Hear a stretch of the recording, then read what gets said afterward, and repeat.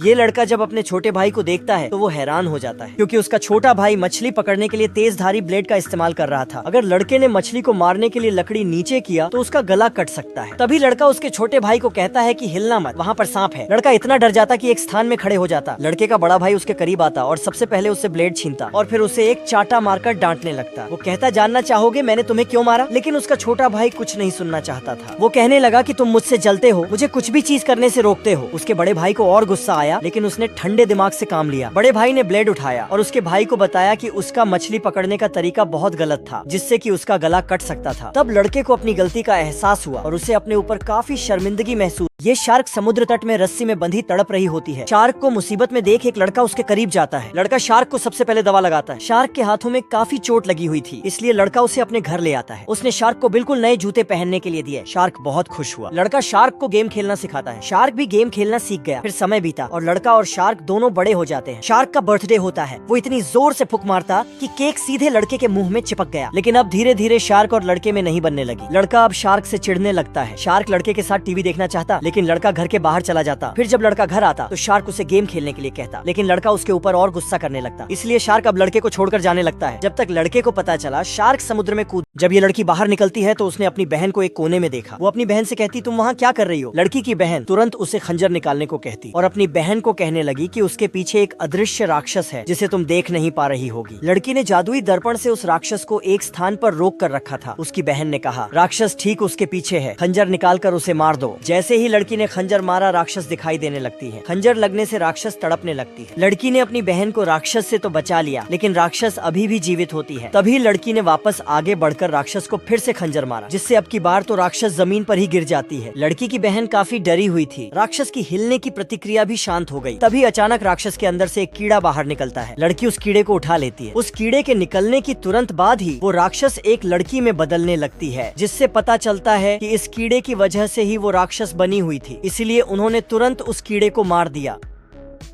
ये लड़की स्कूल के बाहर भाग रही होती है, लेकिन तभी उसने देखा अचानक उसके सामने भूतिया व्हील चेयर आ गई है। भूत इस लड़की को घसीटकर कैंपस में ले जाने लगी। ये भूत एक नर्स होती है जो कि स्कूल में व्हील चेयर से घूमती रहती है। उसकी मौत स्कूल के कुछ बदमाश लड़कों ने की थी, जिनसे बदला लेने के लिए वो आज भी स्कूल में ही घूमती रहती है। एक दिन स्कूल में कुछ शैतान लड़के एक लड़के को उस भूतिया स्कूल में लेकर आते हैं और उसके हाथ पैर बांध कर उसे अंदर मरने के लिए छोड़ देते हैं। ये लड़का तो सिर्फ अपनी गर्लफ्रेंड को इम्प्रेस करने के लिए उस भूतिया स्कूल में शाम को अकेले आ जाता है और तभी वो व्हील चेयर लड़के के सामने आ गई। लड़का इतना डर गया कि नीचे गिर गया। तभी उसके ऊपर सफेद कपड़ा गिरा और इलेक्ट्रिक ड्रिल से भूत ने उसे मार दिया। अपने साथी की मौत के बाद ये दोनों भागने लगे। तभी सामने व्हील चेयर को देखकर वो रुक गए। लड़का एक स्थान में ठहर गया। तभी लड़की ने उसे धक्का दे दिया और वहाँ से भाग गई। लड़का रोने लगा। तभी उसके गालों को भूत ने अपने हाथों से छुआ और भूत उस लड़के को भी मार देती।